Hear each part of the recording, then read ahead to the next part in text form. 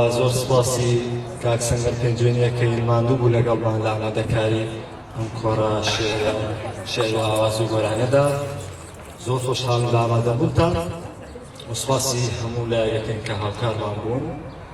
زۆر خۆشحاڵیم. سپاسی گۆرانی بێژەکانەکەین، سپاسی کاگاری فەوزیەکەین، مۆسیقا جوانان، سپاسی کاک عەباس شاعرەکەین و بەرامبەرمان وەستاوە مەسەد بێگەکەن بە کارەکانەکەین. من بە قەسیدە شەعرێک دەست پێ دەکەم سەبارەت بە ژن، بە ناونیشانی قەسیدەی ژنژیانە. لەگەڵمان هاوڕێیان بە هەست لەگەڵمان بن. قەسیدەی ژنژیانە. ئەی ژن تۆ شاجوانی فریشتەکانی یەزدانی، ئەی ژن تۆ شاجوانی فریشتەکانی یەزدانی، خۆر و مام و ئەستێرە و هەسارەکانی وەستا بوون لە چاوەڕوانی بوونی تۆ. پەروەردگار تۆ بۆ گەردون هانی. ئەی پیاو ژن ئاو بۆ هەتوانی گیان و جەستا، سحری جوانیە و بەرامەی هەستا، لایە قەومن جێی بایەخ و مەبەستا، وەک هەر بەنیادمێ بە چاو بێ و دەستا. ئەی پیاو ژن ئاو بۆ هەتوانی گیان و جەستا، نەگەواوەی دەستی ئەو مەیخۆرەی، ئاوێزانی عەرەقە و ساتێکی کەم پێی مەستە. جوانی گەردوون بێژن بەتاڵە، نیشتیمانی بێژن مەحاڵە، سەراسیمای گوڵی باخان نابم، دوای چەند ڕۆژێ سیسە و هەڵدەوەرێ، شەیدای ژنم ڕۆژ لە ڕۆژ زیاتر، میهرەبانی و هەناسەی گەرمی عەتر، نما دەکا و بە باڵامدا هەڵدەگەڕێ.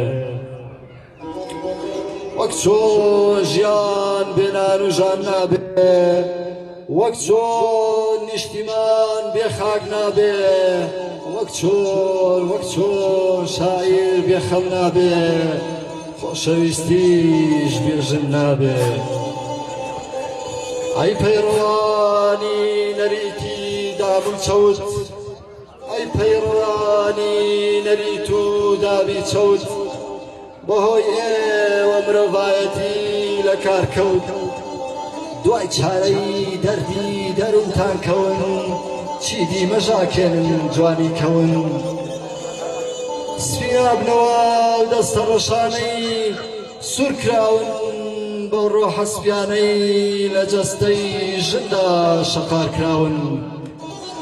سفینە بنەوە و دەستە ڕەشانەی سوور کراون، بەو ڕۆحە سپیانەی لە جەستەی ژندا شەقار کراون.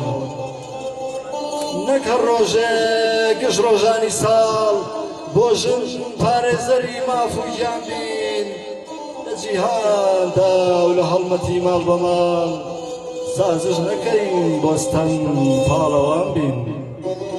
گەر بڵێن شێعرەکەت هێمای مونەرمیە، من دەڵێم ڕستەکەت هێمای بێشەرمیە، نوقمیت لەم گێژاوەی نەزانی و نەفامیە، نخۆمی لەم گێژاوەی نەزانی و نەفامیە. باش بزانەی نێرینە ئەوە ژنە بۆ ژیان هەوێنە، مرۆڤایەتی مەدۆڕێنە، لە دڵ دەرکە ڕکوکینە، مەبە داردەستی کۆنە پەرستی، بۆ دواکەوتووی و ڕەگەز پەرستی. ئەوە ژنە لە ژین تا بە هاوبەش بێ، نەک کۆی لەبێ و چەوساوی بێبەش بێ، لە بری کامەرانی زوخاو چێش بێ.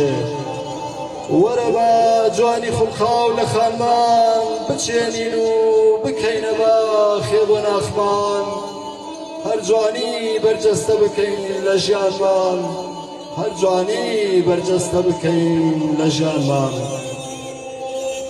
نێرانەی کەلەی سەرتان پڕە لە نەریت و هەڵەی کەلتورتان گیانی ژن و خۆتان بکەنەتانە و کۆتان نەتباری ناوێ ئەرکە لە سەرتان مەکوژن پەپولەی گوڵی باخی ژیان بە ناوی ناموس و شەرەفەوە چیدی مەسووتێنن جەرگی دایکان بە ئاهوو ناڵەی پڕەسەفەوە ئەو نێرەی ئاوا لار و لەوێرە بۆ ژن توژی ماشێتەوە سەردێرە شکست خوارد و ژینی بەرەو هەڵدێرە ناڵێن پیاوە دەڵێم ئەو نێرە بێخێرە ئەو نێرانەی ئاوا لار و لەوێرن بەسە چیدی ژیانی خۆتان و گیانی ژن و دڵی منیش